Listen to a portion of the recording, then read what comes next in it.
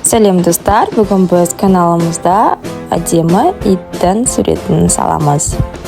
Бұл суретті салу үшін ең алдымен қарандашпен иттің пішінін салып аламыз. Яғни бас жағынан бастаймыз, құлақ жағына қарай көшеміз, әрі қарай бет жағы, денесінің бөліміне, қолдарын, аяқтарын бір толық негізгі нұсқа қылып салып шығамыз. Яғни бізде аяғы, не қолы, не құйрығы бөлек салынбайды. Бір толық негіз болады. Основа дейді ғой. Оны салып аламыз. Асықпай көрсетілген осы сурет бойынша. Қарандашты қатты баспаңыздар, себебі бояудың астынан қарандаштың көрініп қалуы мүмкіндігі үлкен. Ол бізге керек емес, сондықтан да ақырындап басып саласыздар. Енді бұл қолы, өздеріңіз байқағандарыңыздай, видеоның сол жағында нұсқасын, суретіміздің нұсқасын белгілеп қойдым.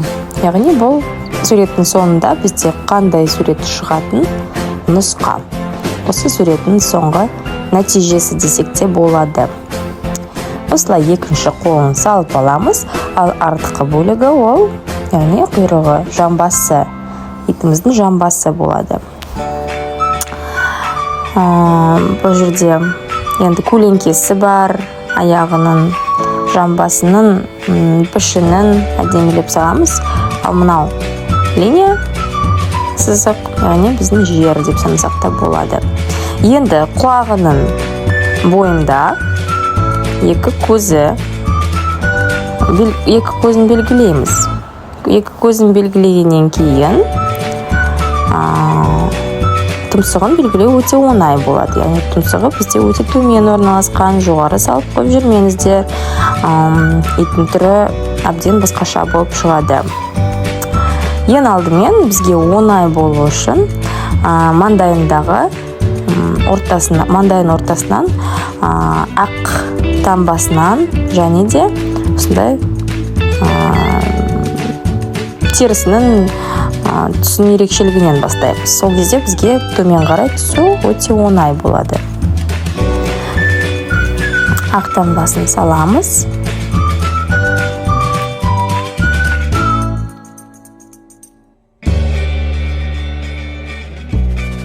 Кейіннен сол таңбаны төмен қарай түсіп, мұрнын, яғни тұмсығын белгілейміз. Тұмсығы бізде төмен орналасқан, осындай жуанның пішіні секілді болып келеді. Оның ортасында ауызды болады, және де мұрнында салып өтеміз.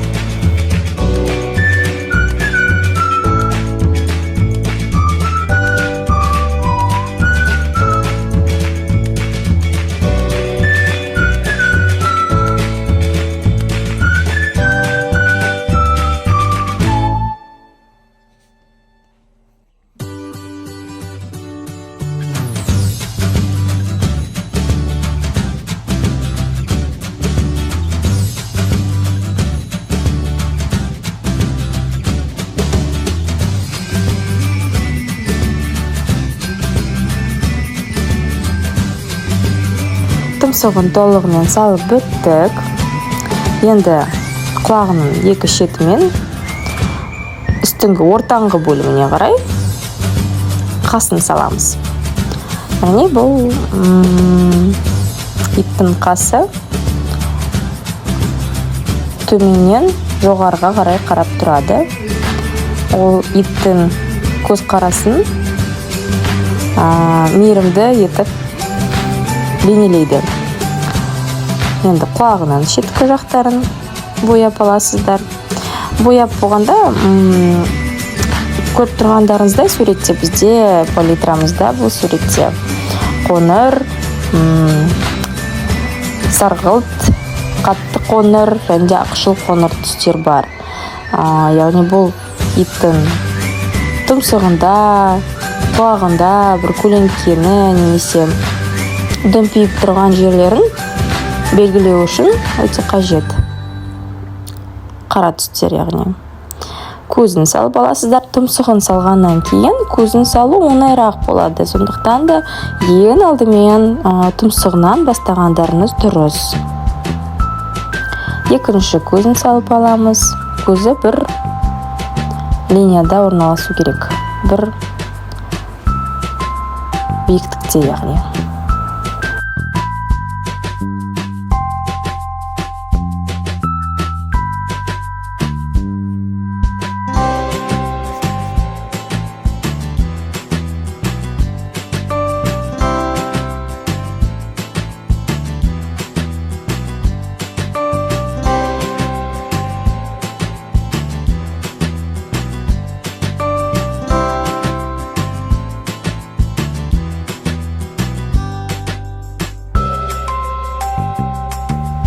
Ал енді қарындашымызбен ақырындап иттің сабалақ жүндерінің формасын саламыз десек те болады. Қатты емес, ақырындап. Бұл келешекте біз боямен бояған кезде бізге бір подсказка болады. Яғни біз қай жерге қандай түсті қолданамыз, қай аумақты бояймыз, соның белгісі.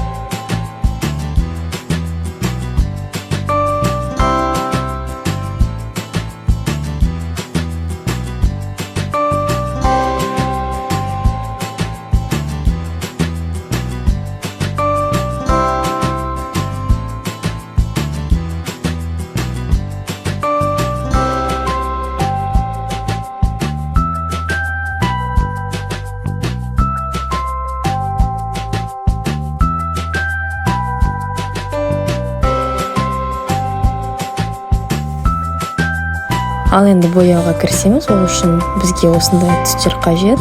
Қара қоңыр, ақшыл қоңыр және де ақ түстер қажет. Ең алдымен ақ түсті аймақтарды бояп аламыз. Яғни қолын, кеудесінің, бетінің жартысын, және де тұмсығын, және де ең бастысы кішкентай ғана маңдайындағы ақ белгісін, таңбасын бояймыз.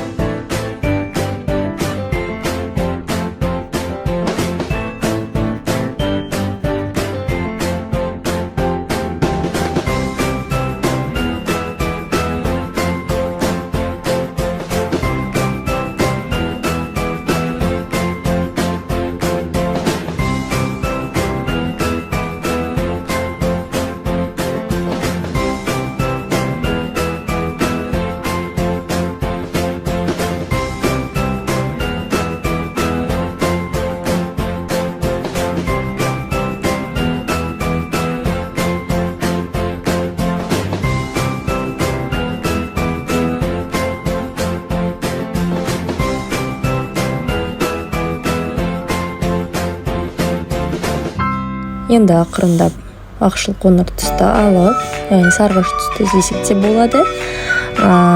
Денесінің төменгі бөлігінен бастап аймақтарды бояй бастаймыз. Яғни сізде нұсқаулықта көрсетілгендей. Немесе сіз осы видеоны қарап қайталап тоқтатып қайталасаңыздар да болады. Егер де кей түстер сіздерде болмаса, ол түстерді екі түстің араластыру арқылы алуға болады.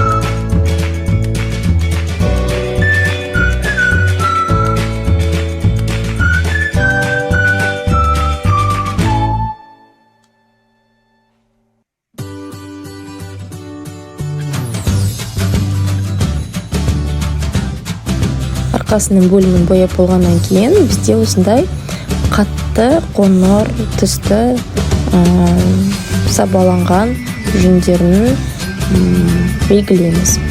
Яғни осылай шетінен жалбыраған секілді қылып.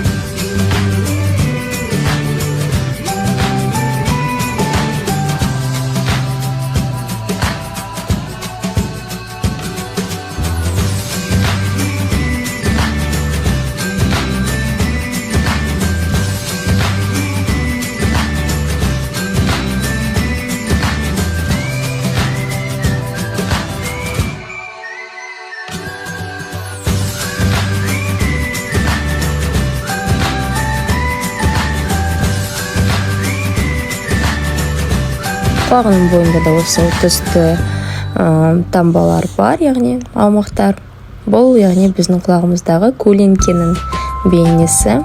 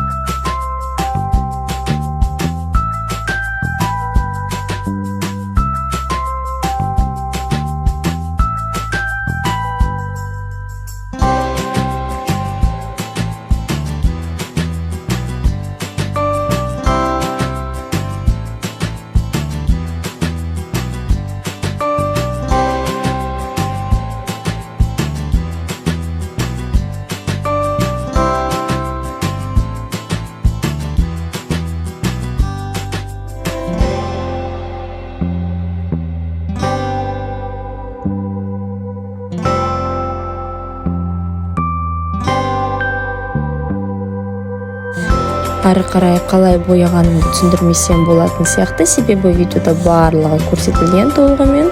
Сондықтан да видеоны толығымен қарап шықсаңыздар болады.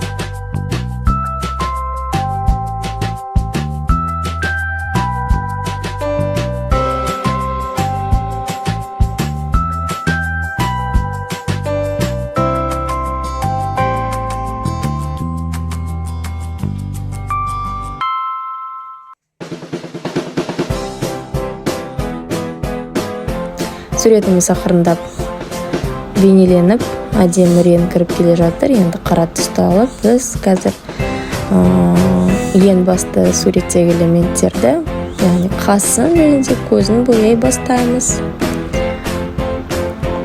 Қасын және де көзін бірнеше рет бояуға тура келеді, себебі бірінші бояған кезде бояу сіңгеннен кейін түсі, қара түсіміздің түсі сұрлау сияқты болып тұрады кеткеннен кейін. Сондықтан да екінші мәрте бояуға тура келеді.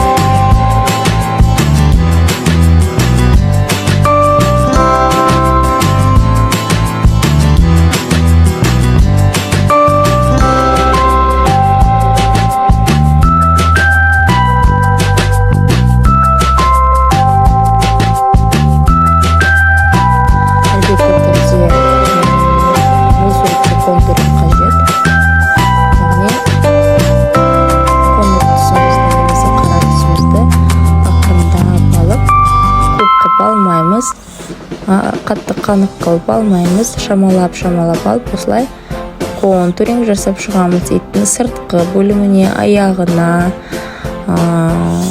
қолдарына және де жаңағы сабаланған жүндерінің омақтарына осылай ақырындап контуринг жасайсыздар. Сол кезде суретіңіз өте қанық болып шығады, яғни көзге бірден түседі.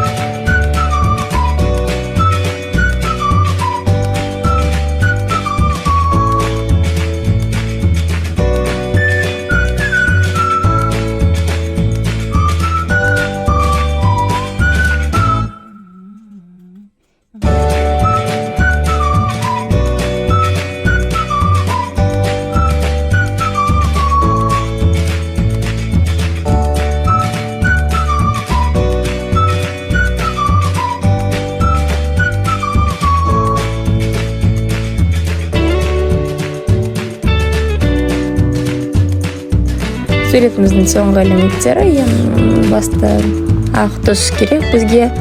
Ақ түспен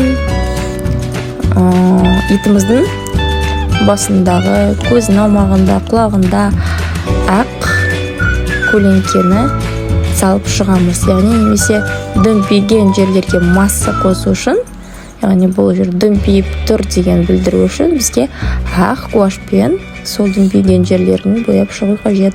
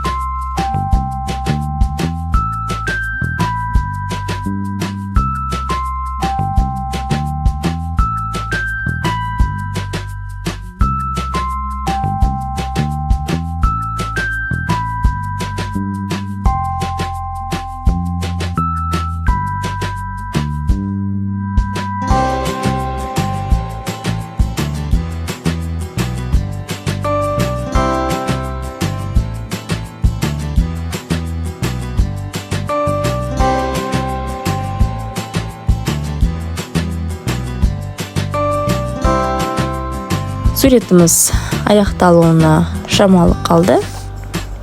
Егер де сіздер бізбен бірге сурет салып үйренгіңіз келсе, біздің каналға тіркеліп, лайк басуды ұмытпа. Егер де бір қалауларыңыз болса, суреттің астында, видеоның астында комментарий жазып кетсеңіз болады.